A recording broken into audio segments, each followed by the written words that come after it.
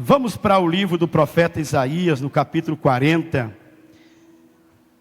Livro do profeta Isaías, no capítulo 40. Eu quero chamar a atenção para os últimos 5 versículos desse texto. Eu orei ao Senhor e falei: Senhor, eu preciso da palavra para abençoar ali o seu povo. E Deus colocou essa palavra no meu coração, no meu espírito, e espero que o Espírito de Deus venha ministrar através da minha vida. Isaías capítulo 40, do verso 27 ao 31. Passou pela minha cabeça de pregar em 2 Reis capítulo 4, sobre a viúva, e a multiplicação do azeite, mas Deus não deixou, porque Ele já tinha alguém que iria ministrar essa palavra aqui, Cheguei e ouvi o pastor aqui ministrando. Eu gosto demais desse texto que o pastor ministrou. Gosto demais da aplicação daquela palavra. É uma palavra profética que realmente vem de encontro à nossa necessidade, Glória a Deus. Diz assim: por que você reclama, ó Jacó, e por que se queixa, ó Israel? O Senhor não se interessa pela minha situação. O meu Deus não considera a minha causa. Será que você não sabe? Nunca ouviu falar? O Senhor é o Deus eterno, o Criador de toda a terra. Ele não se cansa, nem fica exausto. Sua sabedoria é insondável. Ele fortalece o cansado e dá grande vigor ao que está sem forças. Até os jovens se cansam e ficam exaustos, e os moços tropeçam e caem. Mas aqueles que esperam no Senhor renovam as suas forças, voam alto como águias, correm e não ficam exaustos, andam e não se cansam. Repita após mim assim: aqueles que esperam no Senhor renovam as suas forças, voam alto como águias, correm e não ficam exaustos, andam e não se cansam. Curva a tua cabeça, Pai, em nome do teu Filho Jesus. Eu vim aqui, Senhor, com uma missão, Pai. Uma missão de ser o teu porta-voz, de trazer aqui a tua revelação, ó Pai, que está aqui escrita e inspirada. Portanto, ilumina os nossos entendimentos e corações. Trago cativo agora todo o entendimento a Cristo Jesus, ó Pai. E que a tua palavra venha, Senhor, clarear os nossos corações. Em nome de Jesus, amém e amém, e graças a Deus. Queridos,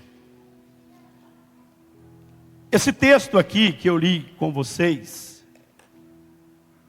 o capítulo 40, segundo os estudiosos, faz parte da divisão que há no livro do profeta Isaías. Isaías é profeta chamado por Deus desde a sua juventude. Nasceu no ano 760 a.C. e em 740 mais ou menos de Cristo, ele foi chamado para o ministério profético, conhecido como profeta messiânico, porque foi o profeta que mais profetizou a respeito do Messias, a respeito da encarnação, a respeito da vida, a respeito da obra, a respeito dos ensinos, a respeito do sofrimento e até da morte e ressurreição de nosso Senhor Jesus Cristo. Então por isso que ele é conhecido como profeta messiânico. Isaías, ele era um homem da nobreza. Ele era parente do rei Uzias, o qual, a causa da morte desse rei, foi quando Deus então consagrou definitivamente Isaías para o ministério profético. Isaías viu o seu povo, o povo de Israel, sofrer o exílio assírio. Isaías, ele sofreu em ver a condição em que se tornou o povo de Israel, tanto o reino norte, tendo Samaria como capital, e o reino sul, tendo Judá como sua capital. O reino sul, ele foi governado por reis mais piedosos, mais tementes a Deus, e o reino norte, começando por Jeroboão, que causou ali o cisma, causou racha, divisão, se inclinou para a idolatria. Trouxe ídolos, bezerro de ouro, né? Tirou o culto de Jerusalém, levando para Samaria, para os montes de Samaria, trazendo abominação e pecado na vida do seu povo. Então o reino de Israel, o reino norte, ele foi levado ao exílio, cativo pelo reino da Assíria, que era um reino que estava em grande ascensão. E depois, né, anos à frente, veio Babilônia e leva cativo então o povo de Judá e de Jerusalém. No ano 606 a.C. começou ali uma primeira leva, onde Daniel, Ezequiel, né, profetas e os da nobreza foram levados, com exceção de Jeremias, que morreu em sua terra. Jeremias não foi levado ao cativeiro. Ele profetizou e ele viu a destruição de Jerusalém, lamentou, mas Deus poupou ele de ir para o cativeiro. E obviamente que o livro do profeta Isaías, segundo estudiosos, é um livro que tem uma tríplice divisão, do capítulo 1 ao capítulo 39, né? É o primeiro livro em que ali o profeta, ele trata com o pecado do povo, né? Com a situação do povo de Israel, trazendo ali confronto, né, às práticas pecaminosas do povo. Do capítulo 40 até o 49, né? Do capítulo 40 ao 59, é o segundo livro, a segunda divisão, onde ali Isaías, ele trata com o povo, trazendo ali consolo e trazendo mensagem de esperança para o povo. E do 59 ao 66, Isaías então trata de assuntos concernentes ao final dos tempos, período escatológico, né, período apocalíptico, e fala a respeito também da vinda do reino, né, de Cristo, de Deus aqui na terra. E o capítulo 40 é um texto que começa trazendo uma mensagem de consolo para o povo. Por quê? Porque essa mensagem foi dirigida ao povo já no pós-exílio. O povo então retorna do cativeiro depois de 70 anos ali, pagando pelas desobediências, pagando o preço, né, por pecar contra a Deus e quebrar o pacto, a aliança mosaica que esse povo tinha com Yahvé, o seu Deus, trazendo os ídolos, idolatrias, trazendo corrupção, pecaminosidade, prostituição, na sua prática, trazendo a imoralidade, quebrando então o vínculo e desobedecendo os mandamentos do Senhor. Então Deus propôs um castigo para aquele povo, diferente do reino norte, que Deus não deu esperança de um retorno, né, para a reconstrução ao povo do reino sul, Judá e Jerusalém. Deus então dá ali, faz a promessa de restauração, de restituição, tanto da pátria, quanto a reconstrução do templo, tanto também a reconstrução dos muros de Jerusalém, e trazendo o povo expatriado para a sua pátria materna, para o lugar onde Deus então ali estabeleceu eles como nação, como povo livre, cumprindo a promessa que ele tinha feito a Abraão, lá no Gênesis capítulo 12. Então, Isaías agora entrega essa mensagem para um povo exaurido, um povo cansado, um povo triste, um povo frustrado, um povo que sofreu 70 anos de cativeiro em terra estranha, que teve ali que amargar a humilhação, amargar ali o chicote, amargar ali, né, a escravidão, serem serviçais, um povo que outrora era um povo livre, que Deus tirou do cativeiro do Egito e levou para uma terra boa, uma terra larga, uma terra que mana leite e mel, terra dos sonhos, agora se vê novamente em um cativeiro. Parece que Israel gostava desse negócio de cativeiro. Então, obviamente, amados, que se a gente olhar os contextos da história desse povo, da volta deles do exílio da Babilônia para Jerusalém, no livro de Esdras, livro de Neemias, nós vamos ver como esse povo encontrou Jerusalém. Nós vamos ver como esse povo encontrou a cidade amada, como eles encontraram o templo sagrado, onde eles ali tinham como referência a presença de Deus no meio deles. Estava tudo destruído, tudo arruinado, né? Tudo acabado, pobreza, miséria, para os que ficaram lá, né? Porque nem todos foram levados ao cativeiro, muita gente morreu lá na terra de Israel, na desolação, e os que viveram e nasceram na Babilônia, no cativeiro, voltaram então para Jerusalém. E obviamente, amados, que não é fácil.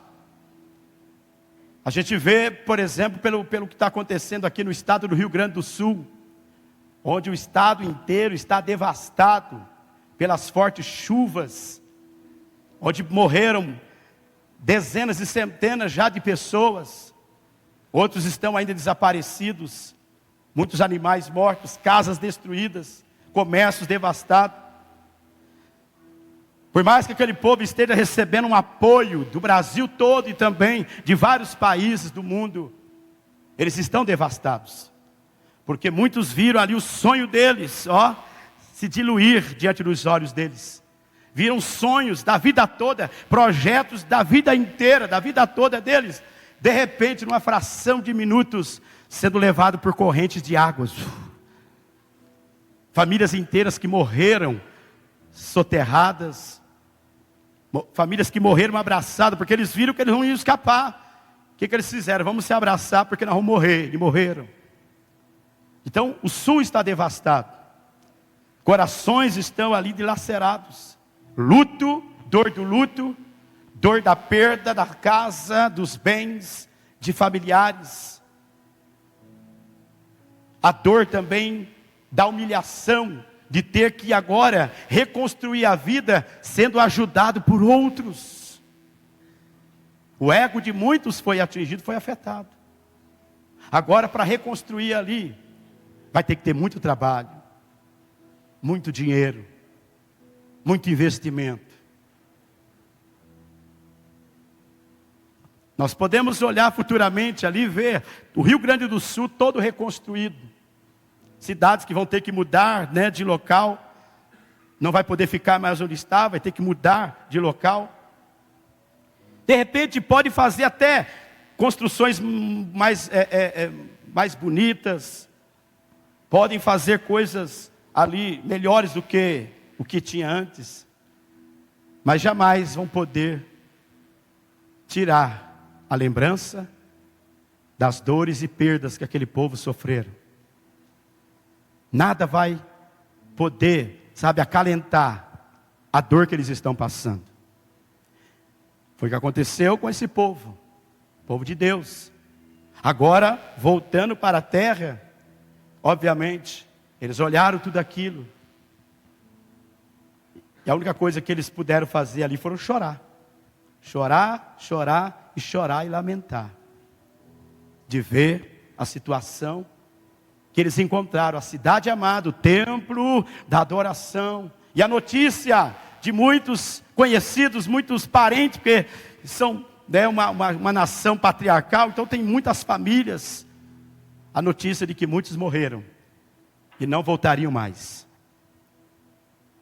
Então isso, amados, tratou de fazer com que aquele povo perdesse as forças deles, perdesse o ânimo, Deus precisou usar o profeta Ageu para exortar aquele povo. Por quê? Porque eles não queriam mais reconstruir o templo, não queriam reconstruir a casa. Por quê? Porque aquele templo majestoso, aquele templo dos sonhos, o templo de Salomão, agora estava ao pó. Todo o ouro, toda a suntuosidade daquele templo foi levado embora pelos inimigos.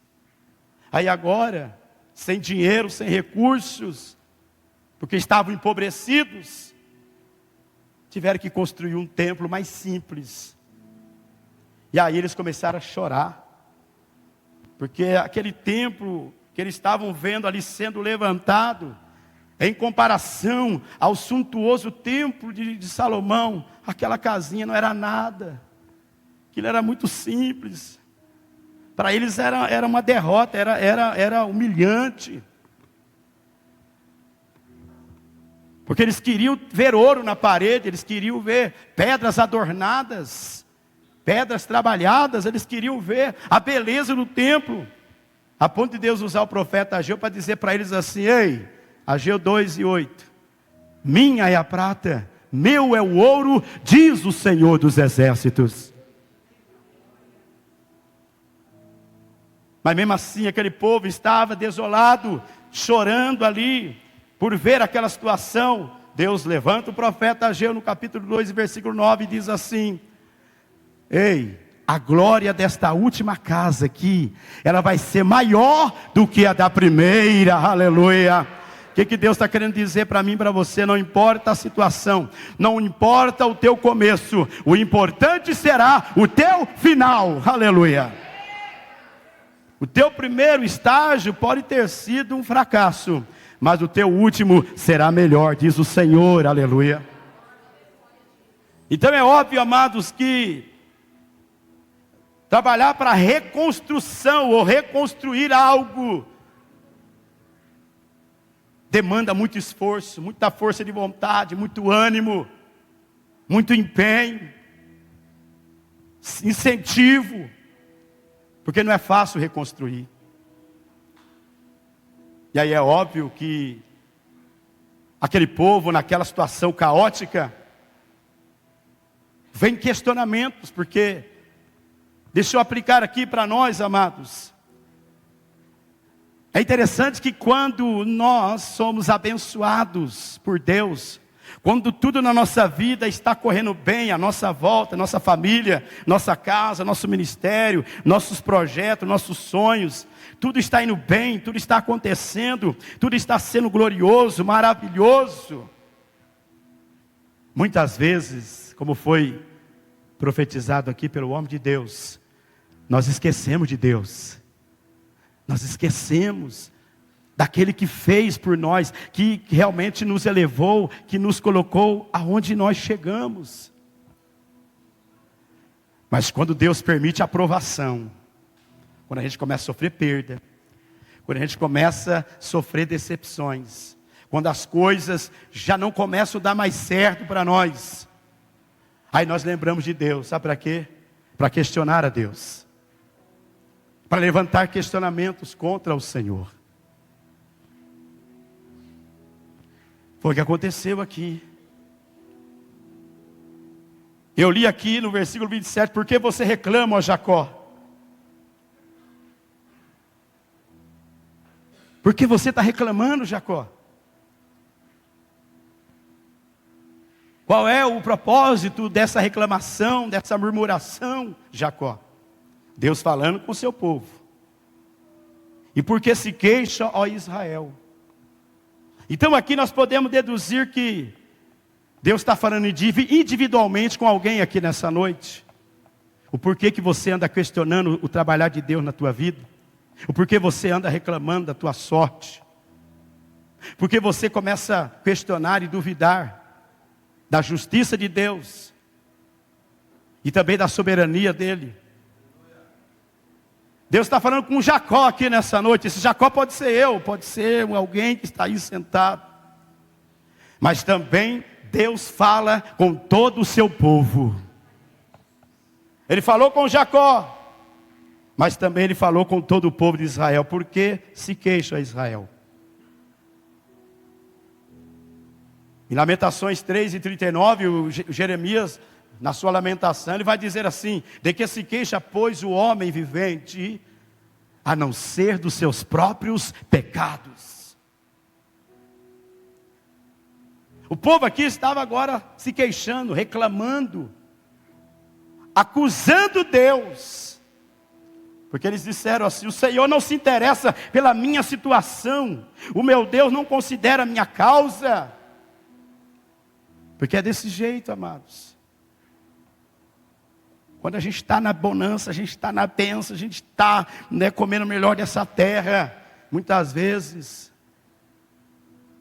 eu esqueço o endereço da minha igreja, porque eu estou me ocupado com muitas coisas aí, porque tá. Nada contra você desfrutar da sua prosperidade, mas tome o cuidado, porque o mesmo que dá, é o mesmo também que pode tirar.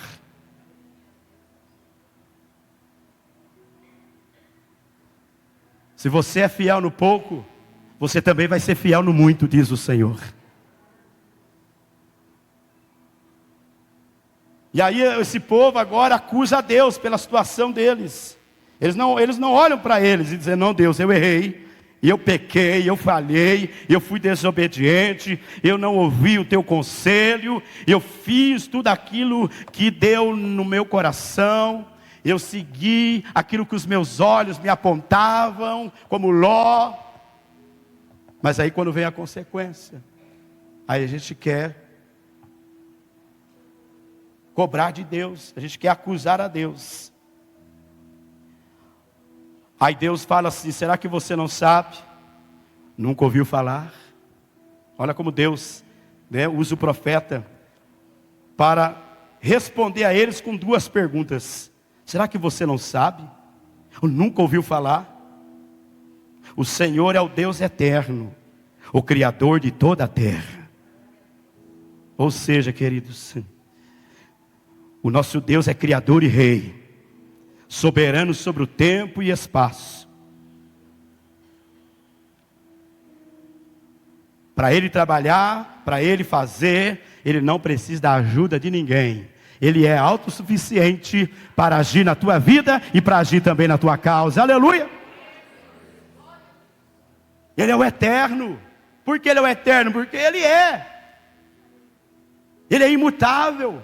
Por isso que Ele é eterno, Ele não muda. E tem mais, os propósitos dele para a tua vida também não mudam. O que Ele prometeu em fazer a tua vida, seja fiel, porque você vai viver as promessas dele. Aleluia, glória a Deus. Ele é o eterno Deus. E aí, Ele é o Criador de toda a terra. Ele não se cansa nem fica exausto. Sua sabedoria é insondável. Aleluia. Ele não se cansa. Às vezes as pessoas que não conhecem o Deus que nós conhecemos, e não servem o Deus que nós servimos, muitas vezes falam assim: Deus já deve estar cansado de tanto esse povo ficar reclamando, tanto esse povo ficar pedindo, tanto esse povo ficar orando, tanto esse povo ficar falando com Ele. Deus já deve estar cansado dessas pessoas que ficam aí, sabe, pedindo, fica aí, Deus tem muito mais o que fazer do que parar para ouvir você, um comedor de arroz e feijão. Eu já ouvi isso muitas vezes. Mas aí eu rebato eles com essa palavra. Eu rebato eles com essa palavra e declaro para eles: o Senhor é o eterno Deus, o Criador de toda a terra. Ele não se cansa e nem fica exausto pelas orações do seu povo, que sobe a Ele de dia e também de noite. Aleluia.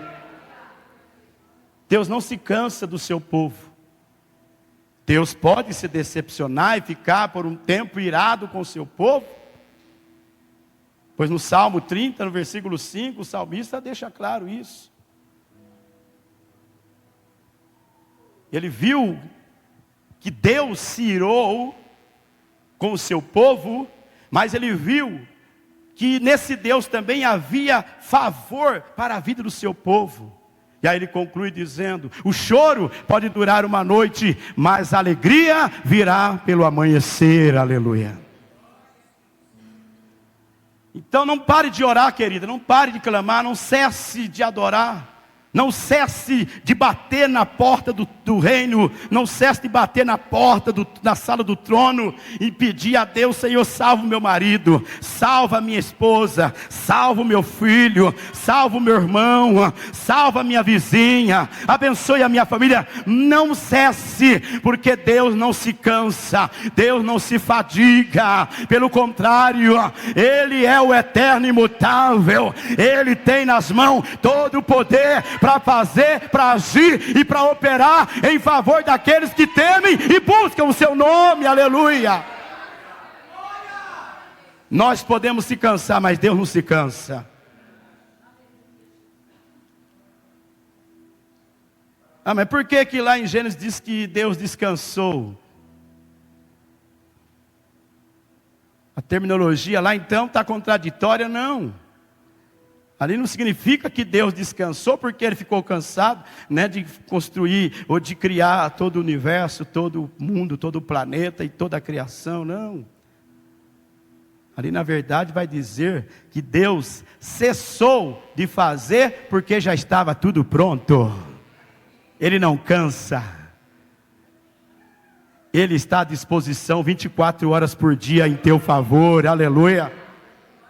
Mesmo que você esteja aí passando por uma provação, por uma tribulação, por uma consequência, mesmo que o que você está passando negativamente é uma consequência de algum erro teu, de alguma falha tua, de algum pecado teu, ou de alguma falha minha, de um pecado meu, veio alguma consequência por causa de um erro, de uma escolha mal feita, né, de uma decisão mal sucedida, Deus ainda é misericordioso para nos abençoar, para nos levantar e para dizer: eu ainda sou teu Deus, eu ainda te amo, eu ainda tenho um propósito, um projeto para a tua vida. Aleluia.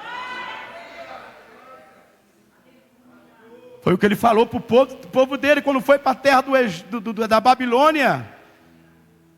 Levantou os falsos profetas profetizando paz quando não era tempo de paz.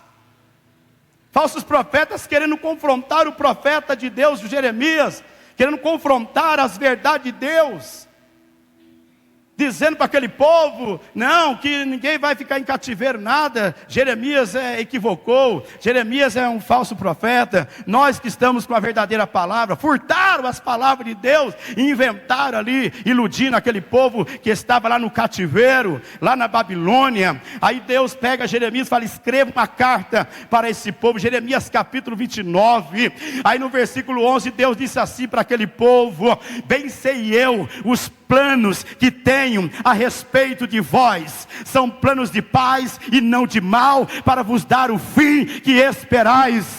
Aí Deus conclui dizendo assim para eles: então orareis e invocareis, né, e orareis a mim, e eu vos ouvirei, buscar-me-eis e me achareis, quando me buscardes de todo o vosso coração. Aleluia. Deus ainda oferece uma segunda chance. Eu vou repetir para alguém aqui: Deus ainda oferece uma segunda chance. Aleluia. Deus ainda oferece uma segunda chance. Mas se você falhar de novo, Ele oferece uma terceira chance. Enquanto há vida, há esperança.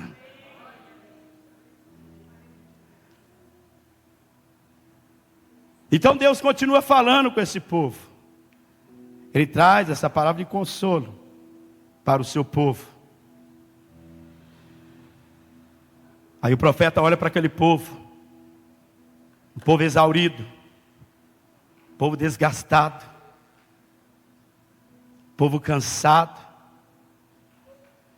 por conta de toda aquela situação do pós-cativeiro, de ter que reconstruir, de ter que reerguer, de ter que levantar, de ter que subir a monte, cortar madeira e trazer madeira, trazer massa, trazer argamassa.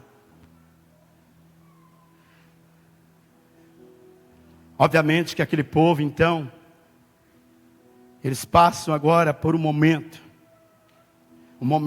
de fraqueza. Um momento de fraqueza. Um momento em que as forças deles estavam esvaídas. Não havia ânimo. Não havia estímulo. O povo estava desanimado. Deus nos abandonou. E Deus falando para eles que Deus era com eles.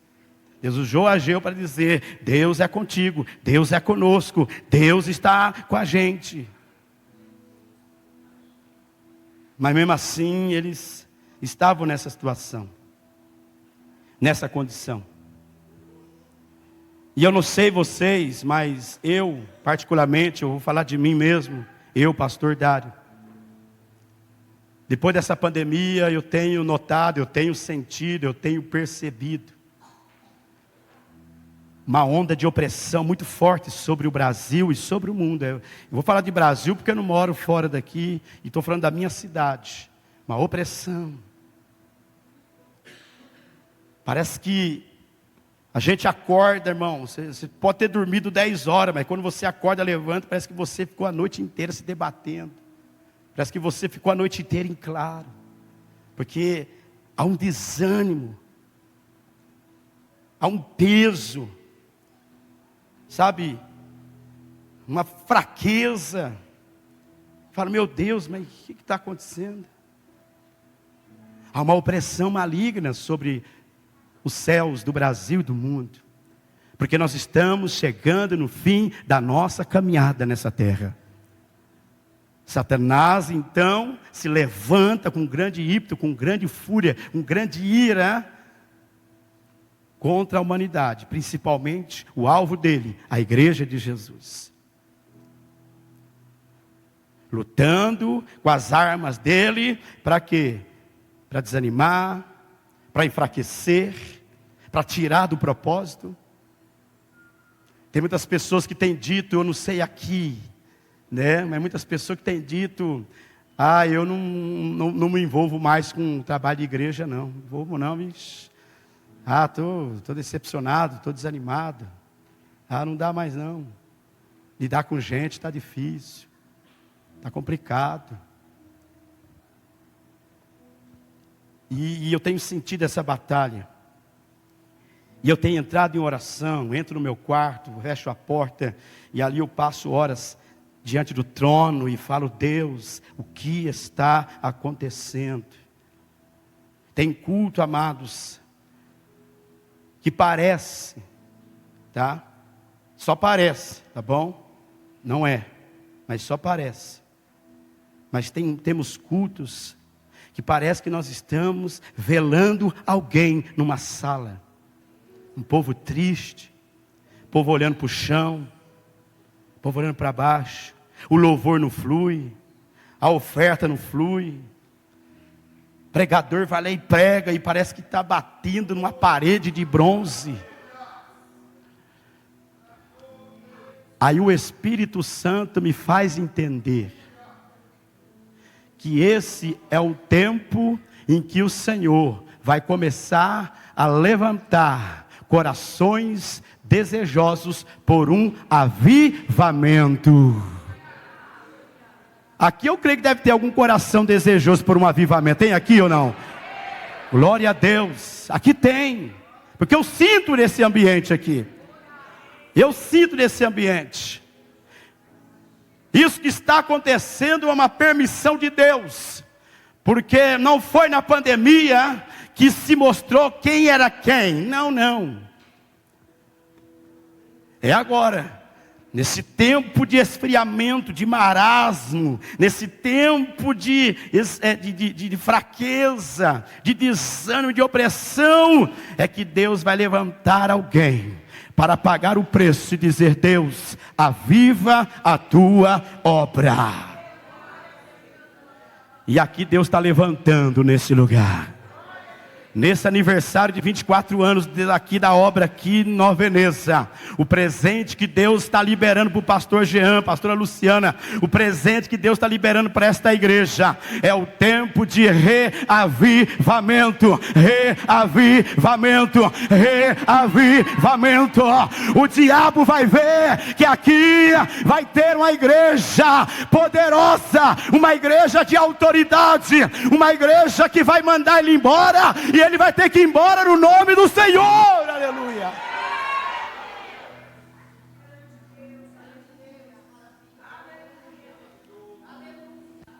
Porque a palavra aqui, para a gente encerrar, para a gente fechar aqui a pregação,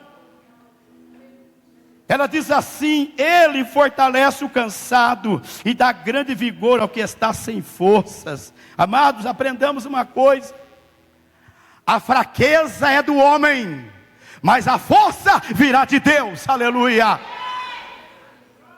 A fraqueza é humana, a limitação é humana. O salmista fala que nós somos pó. Salmo 103, versículo de número 10 ou 15, se não me falha a memória, o salmista vai dizer: o Senhor conhece a nossa estrutura e lembra-se que somos pó.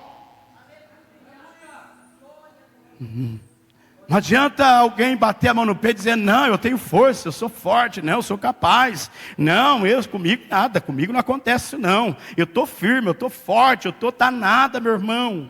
Essa força que está em você não é tua. Essa força que está em você, ela emana do trono do Todo-Poderoso Deus, aleluia. É Ele que nos dá força. É Ele que dá força para a gente continuar na nossa caminhada. É Ele que nos dá força para a gente realizar, ou fazer, ou concluir um projeto dEle na nossa vida. É Ele que nos dá força para orar, é Ele que nos dá força para subir aqui e louvar, é Ele que nos dá força para a gente clamar, é Ele que nos dá força para a gente jejuar, dá força para os pastores estar aqui à frente pregando, porque tem dia, meu irmão, que o pastor sobe aqui, só o pozinho miúdo, só o pó da rabiola, mas quando ele se coloca na mão de Deus, aí Deus fala, como Ele falou pelo profeta Joel, lá no capítulo 3 do seu livro, e no versículo de número 10, diga ao fraco: eu, Senhor, sou forte, aleluia.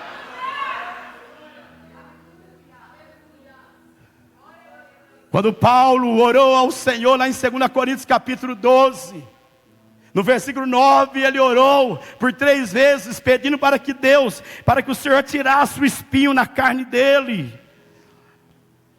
Sabe qual foi a resposta do Senhor para ele?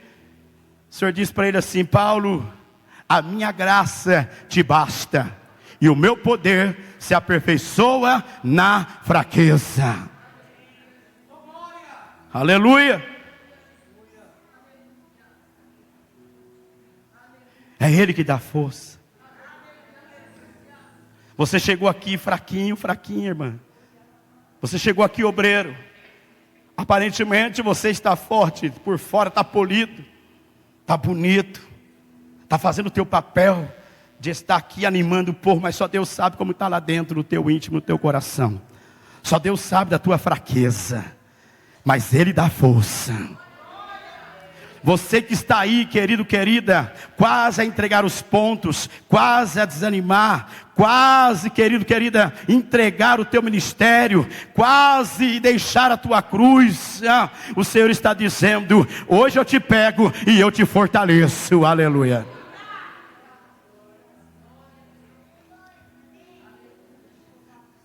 No capítulo 41, no versículo 10 do mesmo livro do profeta Isaías, o Senhor diz assim para o seu povo: não temas, porque eu estou contigo. Não te assombres, porque eu sou teu Deus. Eu te esforço, eu te ajudo e te fortaleço e sustento você com a direita do meu poder. Aleluia. Você está em pé porque tem uma mão poderosa que está te segurando. Aleluia. Eu estou em pé porque tem uma mão poderosa que me segura todos os dias que eu me levanto aqui na minha vida. Aleluia. 21 anos que eu estou com esse ministério. E nesses últimos dias eu tenho entrado num conflito dentro de mim. Vontade de parar, vontade de entregar o trabalho, vontade de sumir. Porque a pressão tem sido muito grande, os ataques têm sido muito grandes, pastor Jean. Joel tem acompanhado a nossa história. Creio que o Éder Dalben deve ter ouvido falar. A nossa igreja foi denunciada no Ministério Público por uma vizinha que não suporta a igreja, não suporta o evangelho, não suporta a igreja. E nós estamos com um processo lá dentro, na mão do juiz. E fomos ameaçados de ter a igreja lacrada.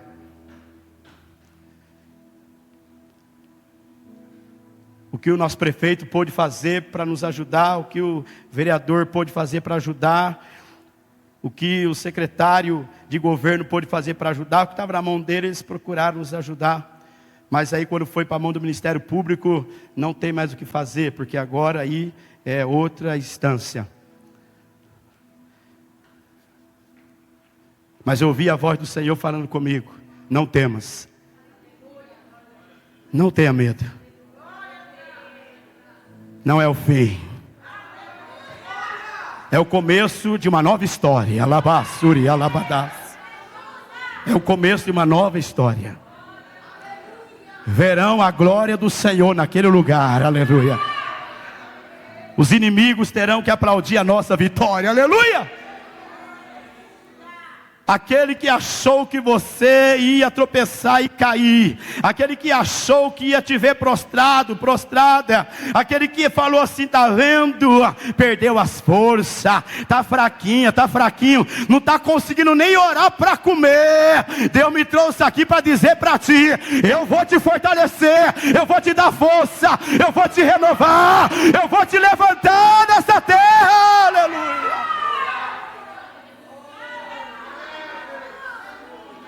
Tua história não terminará assim. Deus tem algo melhor e maior para a tua vida. É Ele quem fortalece. É uma ação divina, é uma ação sobrenatural, é uma ação poderosa. Quando alguém olha para você, crente, e fala: como que você aguenta? Marido bêbado em casa toda noite, filha na droga, filho preso, outro ali dando trabalho, né? O médico já deu o diagnóstico, desenganou, né? Está lá na cama, está enfermo. Como você aguenta sendo humilhada, desempregado, com esse monte de filho, passando necessidade? Como que você aguenta sendo aí afrontado, humilhado, apontado, caluniado? Como você aguenta, querido? Como você aguenta? Se eu fosse você no teu lugar, eu já tinha desistido, já tinha chutado o pau da barraca, já tinha colocado tudo a perder, já tinha cavado um buraco e entrado dentro. Na tua condição, como que você aguenta? Aí o crente vai dizer: é Ele que me fortalece. Posso todas as coisas naquele que me fortalece. Quem é? Quem é? É Jesus, é Jesus, é Jesus, é Jesus e é Jesus, aleluia. Que às vezes, amada, a gente passa por algumas experiências traumáticas, que a vontade é de entregar os pontos e parar com tudo, e até desacreditar nas promessas de Deus, porque é muito traumático. Como pode uma serva fiel, um servo fiel, Deus permitir isso? Não, meu querido, isso não quer dizer que Deus te abandonou, não. Isso quer dizer que Deus está te preparando para algo maior e para algo melhor ainda para a tua vida. Pega aí, porque Deus está derramando sobre a tua vida essa unção, aleluia. Glória a Deus. É Ele que te fortalece. Salmo 27, o salmista vai dizer: o Senhor é a minha luz e a minha salvação, a quem temerei? O Senhor é a força da minha vida, de que terei medo? Paulo fala para os irmãos lá em Efésios, depois de concluir praticamente uma carta aos Efésios, do capítulo 1 ao capítulo 2 e o capítulo 3, Paulo, ele sintetiza ali a respeito da obra da salvação, da obra de Cristo no pecador, aleluia, e também na igreja, louvado seja o nome do Senhor. Paulo sintetiza ali os mistérios da graça, os mistérios da salvação que estava oculto, glória a Deus. E no capítulo 4 até o capítulo 6 praticamente são palavras de praticidade para aquele povo. E no capítulo 6 e no versículo de número 10, Paulo olha para aquela igreja e diz assim para eles: no demais, irmãos meus, fortalecei-vos no Senhor e na força do seu poder. Fortalecei-vos no Senhor e na força do seu poder. A palavra poder no grego vem da palavra dunamis ou dinamos, que significa poder sobrenatural, poder que nos capacita a superar os desafios e os obstáculos, e nos capacita a fazer a obra do Senhor, aleluia. Paulo fala para eles, Paulo olha para Timóteo, na sua segunda epístola, no capítulo 2, Paulo inicia dizendo para aquele moço, que estava com um grande desafio de pastorear, tão jovem, e Paulo mentorando aquele moço, Timóteo, Paulo disse para ele: tu, pois, meu filho, você quer vencer? Você quer ter um ministério bem sucedido? Você quer romper com os desafios? Você quer alcançar? Você quer chegar lá, meu filho? Tu, pois, meu filho, fortifica-te na graça que há em Cristo Jesus. É Ele que te fortalece. É Ele que dá vigor ao que está sem forças. Hoje ninguém vai sair daqui se arrastando, mas todos sairão daqui marchando na presença do Senhor, aleluia.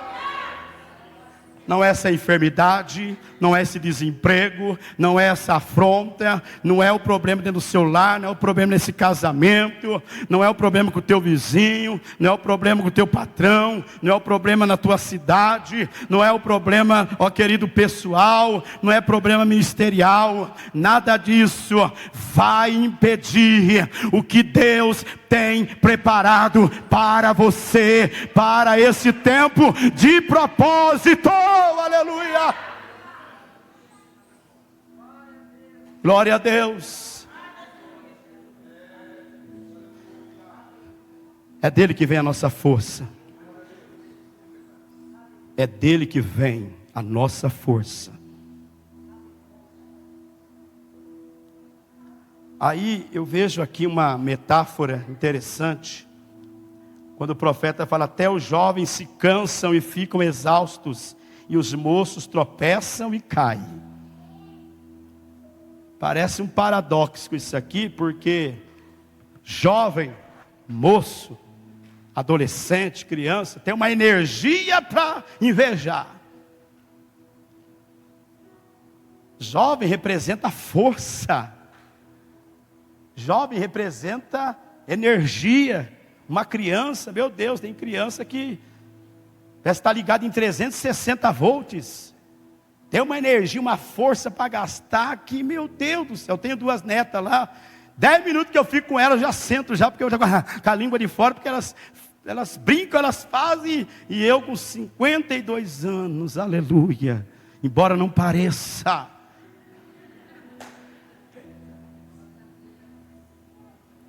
Porque eu sou renovado no Senhor todos os dias. Mas o jovem, tem jovem aí que passa 3 dias em branco, em claro, em festa e não cansa. E por que o profeta, amados? Isso aqui é uma metáfora. Isso aqui é uma linguagem de comparação, em que o profeta está dizendo assim, que todas as pessoas sem Deus Todas as pessoas que tentam fazer, que tentam construir, que tentam conquistar pela sua própria força, vai cansar, vai se exaurir, vai tropeçar e vai cair. Mas, agora vem promessa para a tua vida nessa noite, aleluia. Todos os projetos humanos falham, porque as pessoas confiam na sua própria força, confiam na sua própria capacidade, e aí cansam, tropeçam e caem, e ficam caídos, porque não tem uma mão divina para levantá-los, porque eles não temem o Deus Todo-Poderoso. Mas, agora é para você, que está me olhando aí com esses olhos bonitos que Deus te deu. Agora é com você. Mas, os que esperam no Senhor. Aleluia. Mas, os que esperam no Senhor. A palavra está sendo clara e direta para nós aqui. Não espere nada do sistema, não espere nada do homem. Por quê? Porque é falho. Por mais que tentam fazer, mas falham. Mas os que esperam no Senhor.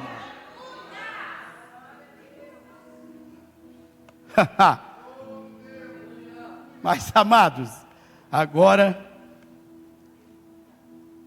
deixa eu falar algo para você aqui. Seja sincero, consigo mesmo. É fácil esperar no Senhor? Sim ou não? Ih, falaram meio tímido aí. Não precisa ter medo não, Jeová não vai te pegar não, pode ficar tranquilo. Seja sincero. É fácil esperar no Senhor? Sim ou não? Não, irmão. Mas pastor, por quê? Aprenda uma coisa. Deus não trabalha no meu tempo e nem no teu tempo. Ele trabalha no tempo dele. Porque nós que somos ansiosos. É nós que queremos as coisas, Éder Dalben, para ontem, meu irmão. Nós queremos as coisas sempre para ontem, Edu. A gente quer as coisas para ontem. Existem dois elementos imprescindíveis e importantes no processo da espera, em esperar no Senhor. Primeiro, é a fé. Quem tem fé, espera no Senhor. Fé, primeiro elemento, fé. Confiança, que é a convicção, é a certeza de receber ou de alcançar algo, é certo, isso é confiança, é a certeza, é a plena certeza de que eu vou alcançar, que eu vou conquistar, que eu vou obter, isso é confiança. Fé é o firme fundamento daquilo que não se vê, mas daquilo que se espera. O primeiro elemento é fé. Confiança em Deus. Porque se você não confia, você não espera. Abraão deu uma vacilada assim, lembra na história de Abraão, o pai da fé, que vacilou também na fé. Embora ele não deixou se levar pela incredulidade, mas foi fortificado na fé, dando glória a Deus. Já deu glória a Deus hoje aqui para ele, aleluia. Mas Deus fez a promessa, vou te dar o filho. A esposa estéril.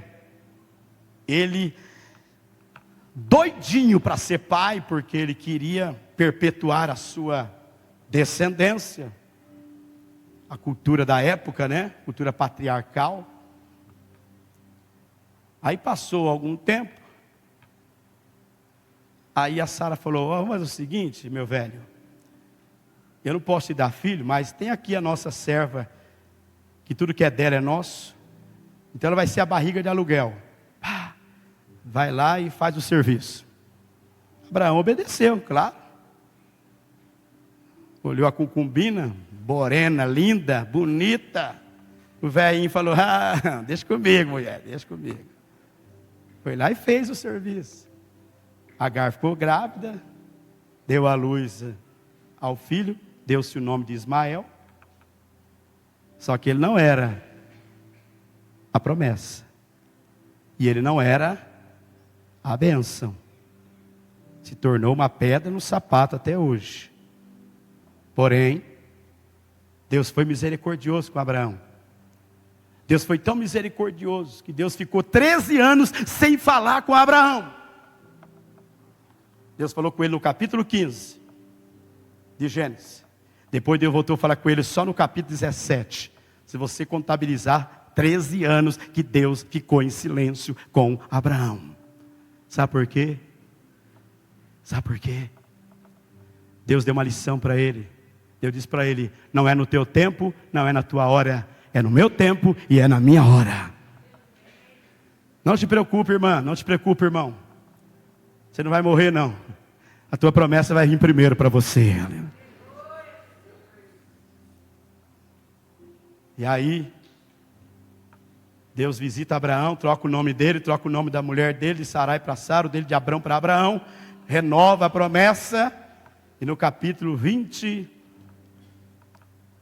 de Gênesis, nasce então Isaac, o filho da promessa.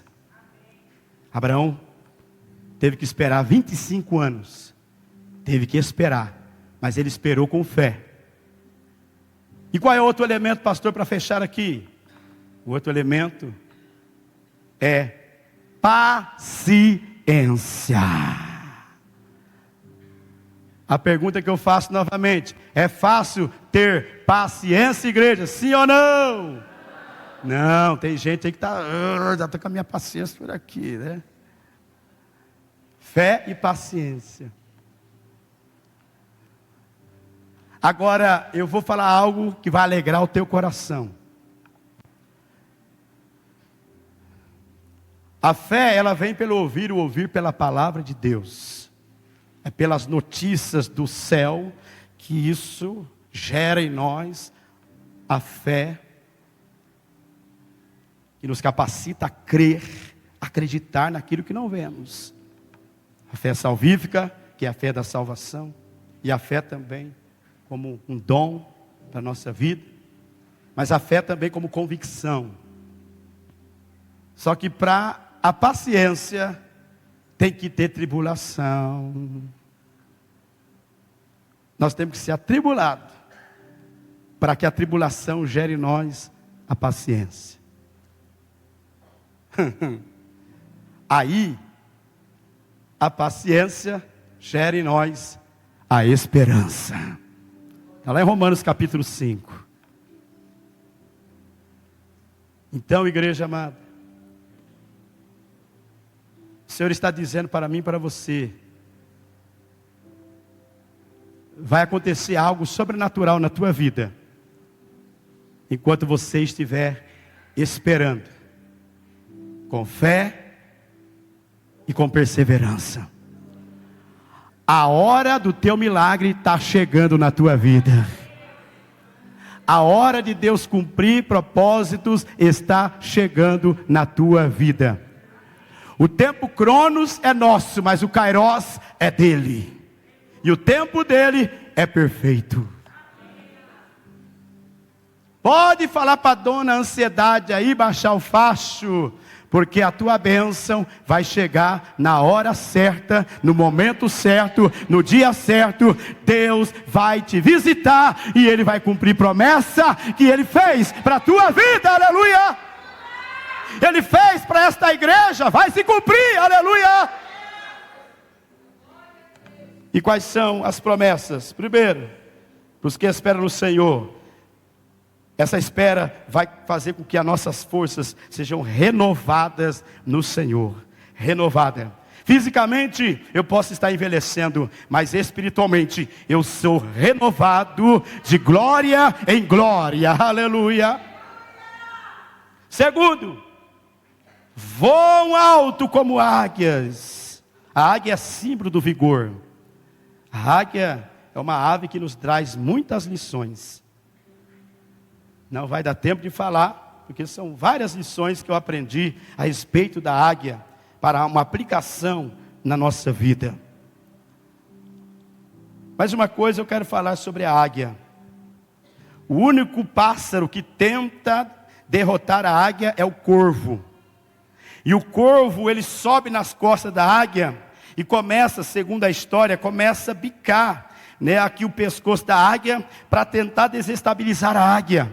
Mas o que a águia faz? A águia pega, abre as asonas dela e voa o mais alto que ela puder. Por quê? Porque tem um rarefeito, né, do ar. Então, a águia, ela não tem problema. Ela sobe acima das mais altas nuvens. E aí o corvo começa a sofrer asfixia. E o corvo começa a perder o ar. E aí o corvo solta a águia. E a águia voa, continua o voo dela livremente, sem o inimigo no cangote dela. Agora é para você. Esse corvo representa o inimigo da minha alma e da tua alma, que vem montar nas nossas costas para querer nos derrubar, nos derrotar, nos sufocar, nos fazer cair. Mas Deus está dizendo: voe alto na tua oração, voe alto no teu jejum, aleluia. Voe alto na tua adoração, que lá nas alturas o inimigo não pode contigo, aleluia. Ele cai e você continua de pé, porque Deus é na tua vida, aleluia. Correm e não ficam exaustos, andam e não se cansam. Presta atenção, 3 verbos: subir, correr e andar. Olha o que eu anotei aqui, que é a coisa interessante para a gente fechar aqui, esses 3 verbos. Possivelmente a maioria de nós subimos algumas vezes, mas lembre-se que tem momento que a gente tem que descer pelas asas da humilhação. Descer para orar, descer para jejuar, descer para se humilhar, descer para buscar, descer para que nós possamos voltar a crescer novamente na presença do Senhor. Porque tem gente que Deus coloca na altura, aí já começa a querer pisar no irmãozinho, pisar na irmãzinha, aí Deus fala: então faz o seguinte, filho, desce na olaria que eu quero falar contigo. Segundo, a maioria de nós corremos poucas vezes. Por quê? Porque correr impõe muito ritmo, exige muita energia. Então tem momento que a gente corre na nossa vida espiritual. É aquele processo de crescimento, aquele processo que está dando tudo certo, aquele processo de avanço, de conquista. Mas chega um momento que a gente tem que parar de correr também, porque correr muito tempo cansa. Então a gente precisa parar, porque quando a gente está correndo demais, a gente não tem tempo para parar para ouvir o conselho de Deus. Quando a gente está correndo demais, a gente muitas vezes não sabemos o que está acontecendo com o nosso irmãozinho do lado. De repente ele está com uma necessidade, mas eu estou correndo, estou deixando tudo para trás. Às vezes eu estou correndo tanto nas minhas conquistas, que eu estou esquecendo até que eu tenho um casamento, que eu tenho uma família, que eu tenho uma igreja para congregar. Então aí a gente tem que dar aquela parada. Porém, todos nós caminhamos todos os dias, aleluia. O que é o caminhar? Caminhar é a nossa vida diária com Deus. Fala de aprendizado, que nos leva a ter o tempo de, enquanto caminhamos, nós vamos sendo orientados, discipulados e instruídos pelo Senhor. E o final disso é o que, pastor? O final disso vai nos levar à glória eterna. Eu fecho dizendo para você assim: confia em Deus, que Ele te ajudará. Não olhe para as circunstâncias, porque as circunstâncias, elas fazem parte do processo. Mas continue olhando como a águia. Olhe para o alto. Te prepare, porque o voo vai ser alto, aleluia. E alcançaremos a promessa maior. E qual é a promessa maior, pastor Dário? É aquilo que Jesus falou para os seus seguidores: vou preparar lugar, e quando tudo estiver preparado, eu voltarei novamente, e levarei vocês comigo, para que onde eu estiver, vocês estejam comigo também. Cadê você que vai para lá um dia? Cadê você? Aleluia. Então aplauda ao Senhor, e que Deus continue abençoando essa igreja.